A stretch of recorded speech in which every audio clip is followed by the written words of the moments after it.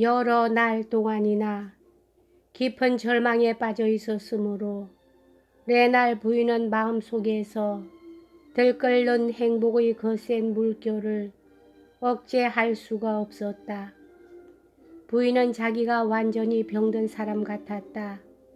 자기 방에서 제정신을 차리고 마음의 안정을 찾자 여러 사람들에게 나가달라고 했다. 스스로도 깊은 충격을 받은 것이었다. 내가 줄리앙을 사랑하고 있는 것일까? 마침내 부인은 자문해 보았다.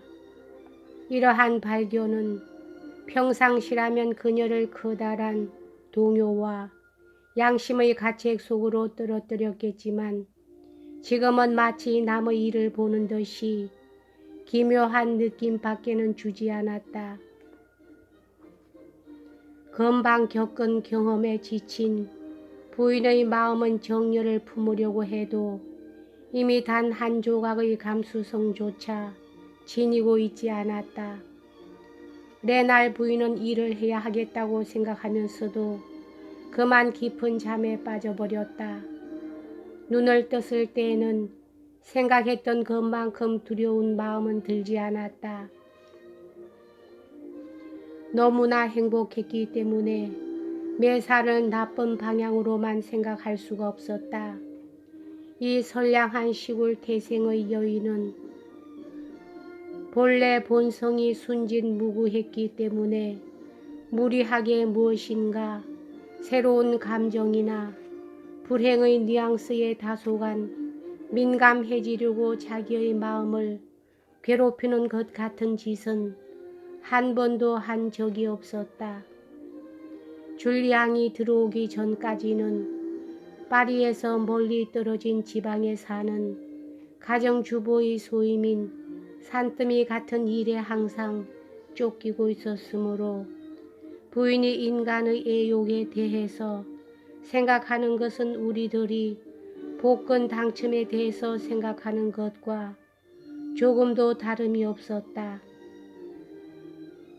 즉 속임수이며 어리석은 자들이 쫓는 행복으로 알고 있었다. 저녁 식사 때를 알리는 종이 울렸다. 아이들을 거느리고 오는 줄리앙의 목소리를 듣자 레날 부인은 얼굴을 활짝 붉혔다. 사랑을 깨닫게 되면서 좀 영리해진 부인은 얼굴이 빨갛게 상기된 것을 변명하려고 몹시 골이 쑤신다고 푸념하는 것이었다. 바로 이렇단 말이야. 여자라는 것은 모두 이래. 여자란 기계는 언제든지 어딘가 고장을 일으키고 있거든. 레날 씨는 천박스러운 너털 웃음을 터뜨리면서 말했다. 그러한 종류의 농담에는 이미 익숙해져 있었지만 그 말투는 역시 레날 부인의 기분을 건드렸다. 불쾌감을 잊으려고 그녀는 줄리앙의 얼굴을 빤히 바라다 보았다.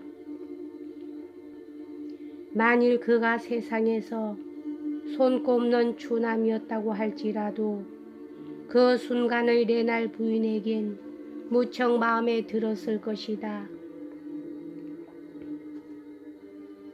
궁정 사람들이 관습을 흉내내기에 급급한 레날 씨는 따뜻한 봄철이 되자 즉시 베르지로 옮겼다. 그곳은 가브리엘의 슬픈 사랑의 얘기로 유명해진 마을이었다.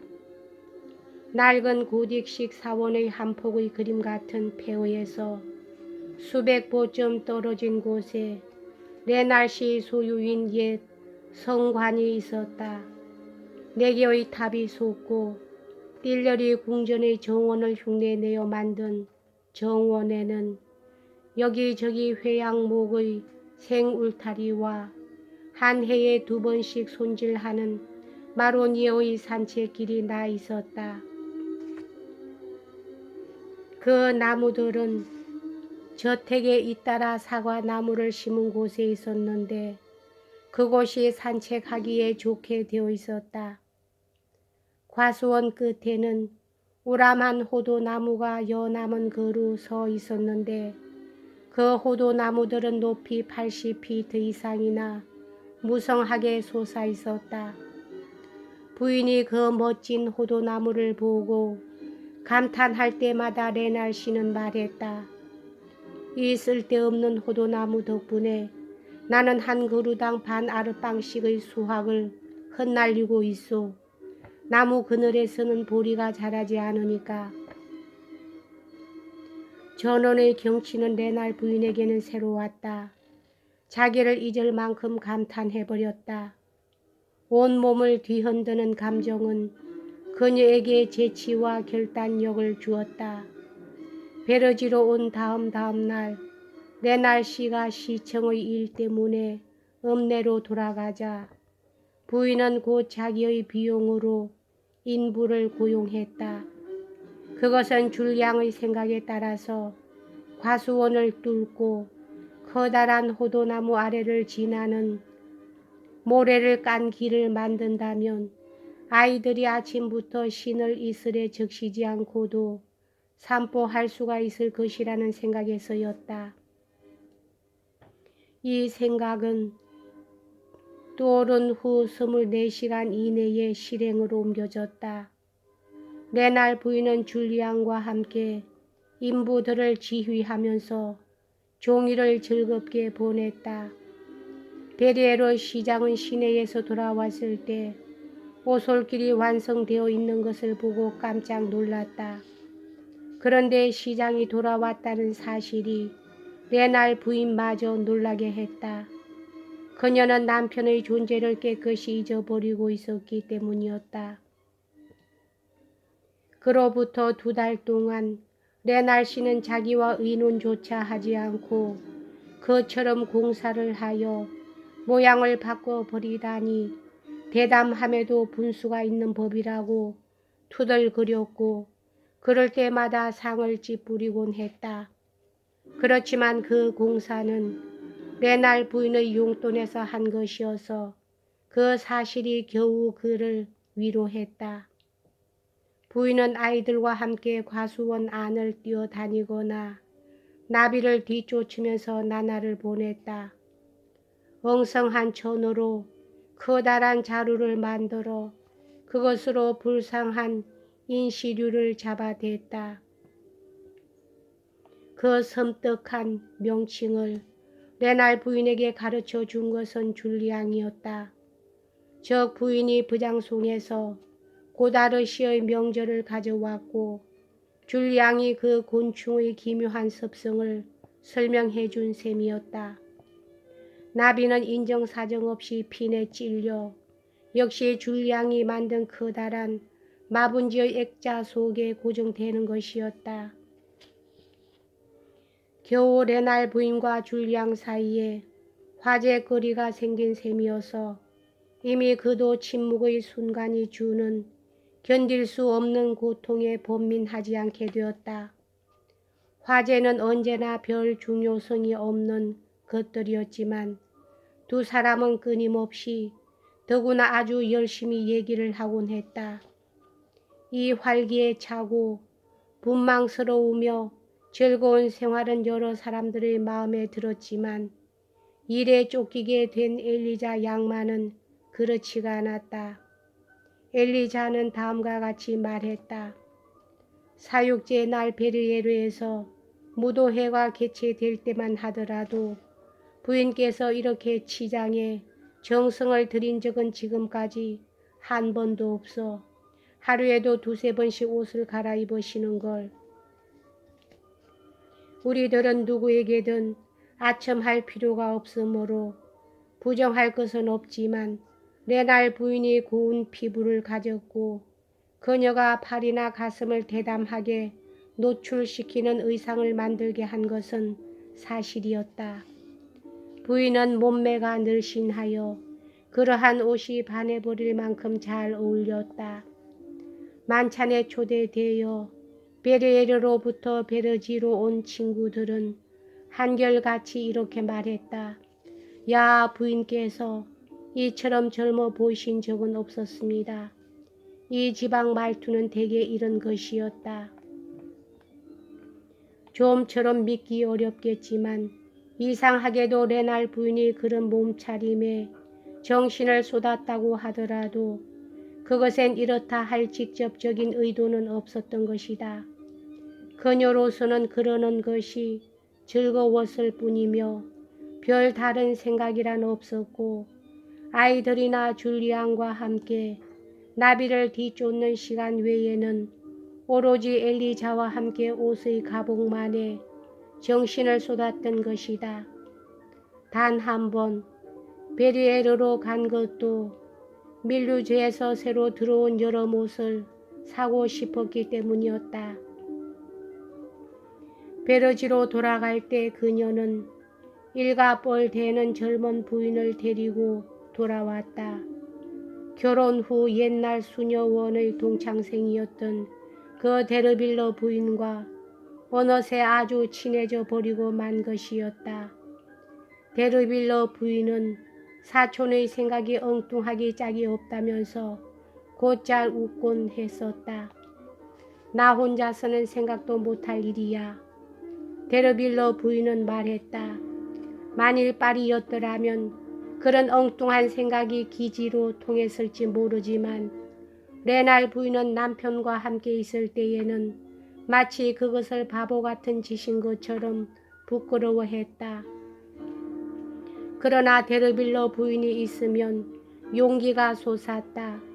처음엔 조심조심 말을 꺼냈지만 여자 둘이서만 오래 있노라면 레날 부인의 생각도 활기를 찾아 조용하고 긴 아침 한때가 순식간에 지나버리고 두 사람은 티 없이 명랑해지는 것이 보통이었다.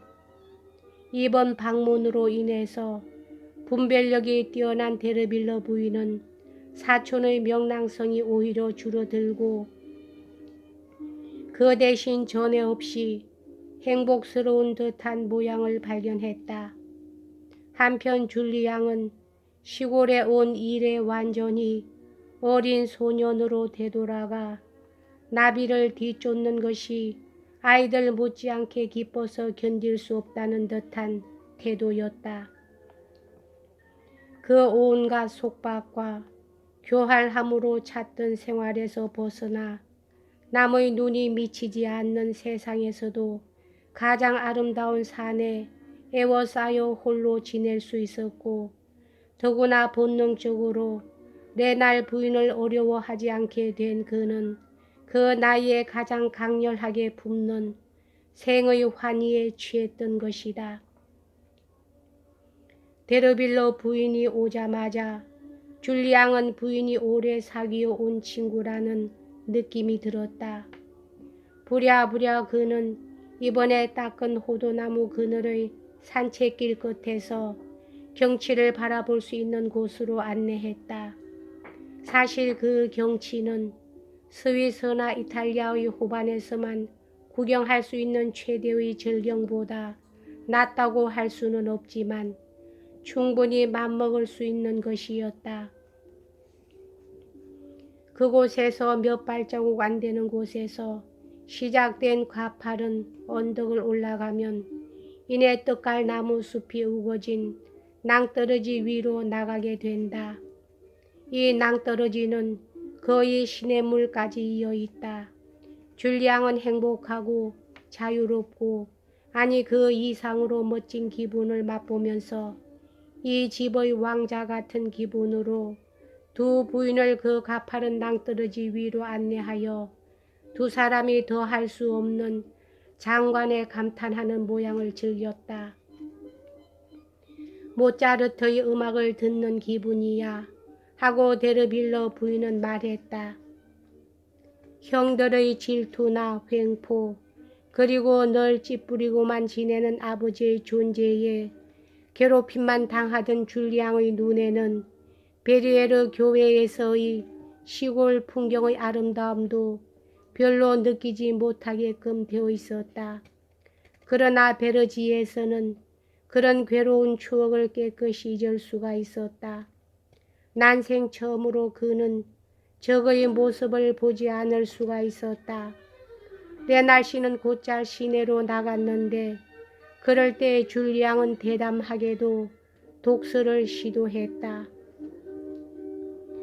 곧 거꾸로 눕혀놓은 꽃병에 램프를 숨겨놓고 신경을 쓰면서 읽어야 했던 밤의 독서를 걷어치우고 실컷 자게 됐다. 왜냐하면 낮에 아이들을 가르치는 틈틈이 그는 자기 행동의 단 하나의 규범이며 열광의 대상인 책을 들고 그 바위 그늘로 오기 때문이다. 시리에 빠질 때마다 그는 그곳에서 행복과 도취와 위로를 동시에 발견하는 것이었다. 나폴레옹이 여자에 대해서 진술한 몇 가지 의견, 그가 다스릴 때에 유행하던 소설의 가치에 관한 여러 가지 논의 등에 의해서 줄리앙은 그와 같은 나이 또래의 청년이라면 그 누구나 벌써 알고 있을 일을 처음으로 이해하게 됐다. 무더움이 닥쳤다. 별장에서 몇 발자국 떨어지지 않은 커다란 보리수 나무 그늘에서 저녁 바람을 쐬는 것이 일과가 됐다.